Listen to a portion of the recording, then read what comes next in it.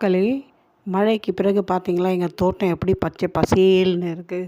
பாருங்கள் எவ்வளோ செடிகள்லாம் வளர்ந்துருக்கு, தேவையில்லாத செடிகள்லாம் வளர்ந்துருக்கு. இப்போ இதை க்ளீன் பண்ணுறதுக்குள்ளே போதும் போதும்னு ஆகிடும். அதனால தான் நீங்கள் பார்க்கட்டும்னு விட்டேன். ஒரு தோட்டத்தை அமைக்கிறது சுலபமான விஷயம் இல்லைங்க. ஒரு செடி வைக்கிறதுக்கே ரொம்ப கஷ்டம். அதுவும் நல்லா டைம் எடுத்து ஒவ்வொரு செடியாக வச்சு வளர்த்து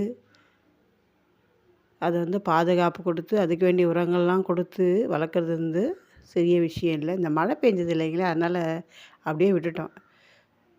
அந்த இடமே ஒரு மாதிரி ஆகிப்போச்சு. இனிமேல் அதை க்ளீன் பண்ணி சூப்பராக நான் இன்னொரு முறை அதை க்ளீன் பண்ணிவிட்டு உங்களுக்கு இன்னொரு வீடியோ போடுறேன்.